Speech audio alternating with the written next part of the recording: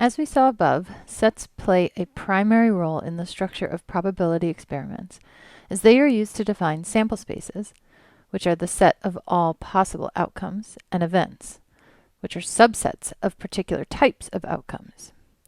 So before we move on to the formal definition of probability, we review basic set theory in the context of sample spaces, events, and outcomes. We'll start with the definition of operations on events, and I just want to make a disclaimer at the outset of this video, which applies to all other videos. I may switch back and forth between using the term set and the term event. The two terms are essentially the same thing. Every time we talk about a sample space and events within a sample space, we're just talking about sets of outcomes. The textbook uses sample spaces, events, and outcomes in order to emphasize the new terminology for our model of probability experiments. But as I talk over examples and applications in the videos, I may slip back and forth between the general term set and the more specific terms sample space and event within the context of probability. So I just wanted to say that because I know I'm going to slip up every now and then. Now back to the definitions. First of all, we have the union of two events, A and B. This is our first operation on events and gives us a way of combining them. The notation is to simply just denote a union with the letter U, essentially. So we talk about the union of A and B, written as A, U, B, and this is simply denoting the set of all outcomes that are in either A or B. So an outcome could be in both A and B, but the union will just include it once. The operative word for union is OR. We just combine all of these outcomes into one big event. The next operation is to take the intersection of the two events. The notation here is an upside down U.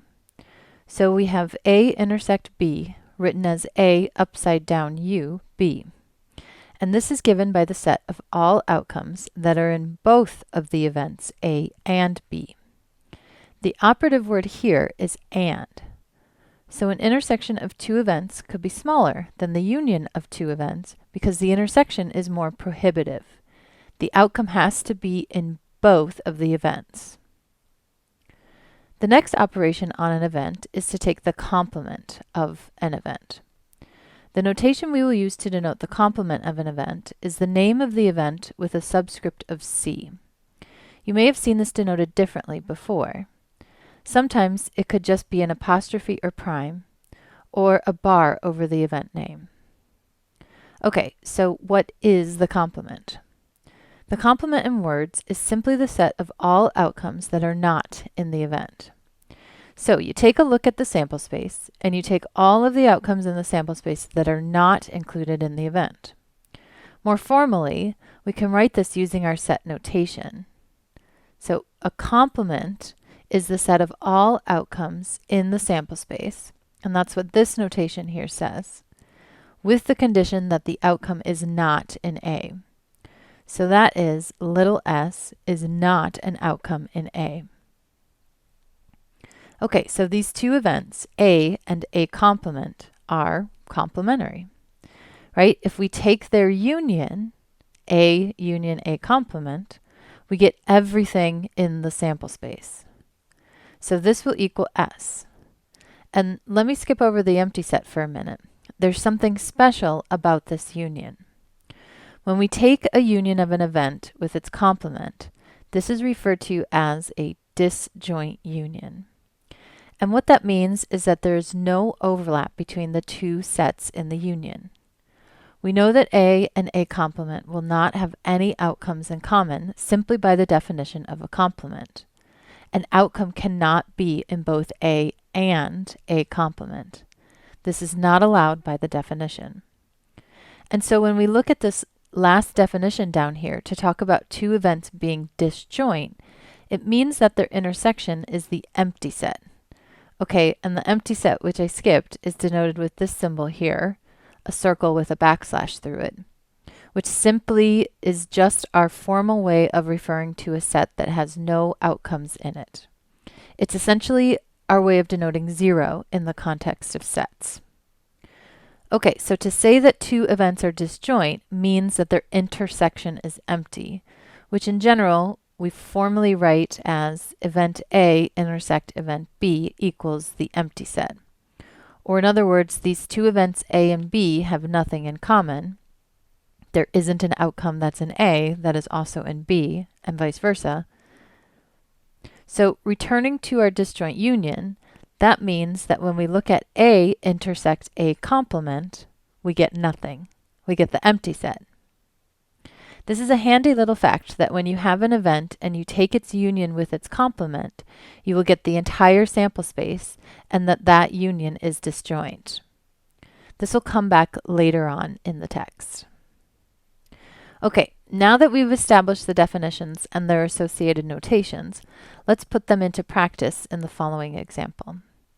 We'll continue in the context of the first example from the previous video. Namely, our probability experiment is tossing a coin twice and then recording the sequence of heads and tails. So you'll recall that our sample space consisted of the following outcomes: 2 heads, heads then tails, tails then heads, and finally 2 tails. So we had already defined one event A, the event that at least one heads occurred in our 2 tosses. And we saw that A contains the outcomes 2 heads, heads then tails, and tails then heads. Now, since we want to look at combining events, we're going to define a new event B to be the event that exactly 1 heads is obtained. So B is given here on the slide. It only has the 2 outcomes, heads then tails, and tails then heads. It does not include two heads because we wanted exactly 1 and only 1 head. All right, so now we can apply the set operations to these 2 events A and B. Starting with the union of A with B, this is the set where we combine outcomes in A or B into one set. Remember, for union, the word to have in mind is or. So basically, we can just find this by listing all the outcomes in one of the events, say A, and then add any outcomes in B that weren't in A. In this case, there aren't any. So A union B here is actually just equal to A. Okay, now let's look at A intersect B. Remember, the word here is and. So we're looking for outcomes that are in both A and B. Right, so notice HT and TH are in both, but HH is only in A and not in B. So the intersection of A with B is HT and TH. And notice that that's actually equal to B. When this happens, when the union of 2 events equals one of the original events and the intersection equals the other, this indicates that the 2 events are related via subset. We write B is a subset of A as follows. And that is the case here because all of the outcomes in B are included in A, but there are some outcomes in A that are not in B. It's helpful to visualize the relationship between sets or events using the tool of a Venn diagram. In a Venn diagram, typically the largest set, or in our context for probability experiments, the sample space, is drawn with a rectangle. And then the subsets, or the events, are circles. So within the rectangle, let's say that this circle represents A, and because B is a subset of A, I'll draw another circle that's entirely contained in A to represent B. So this is a way of visualizing the relationship between B and A. And then we can see visually that when we take the intersection of A with B, we're just going to get B because we can see their overlap is all of B. And when we union A with B, we'll simply get A because B isn't adding anything new to A. Okay, let's look at complements. So A complement is going to be the outcomes that are in our sample space that are not in A. And we see that A contains the first 3, but not the final outcome of 2 tails. So A complement is simply just the set including TT. And event B contains only HT and TH, so B complement is the event including 2 heads or 2 tails. Visually, in the Venn diagram, complements are represented by the area in the rectangle that is outside the event. So a complement is this shaded in region here.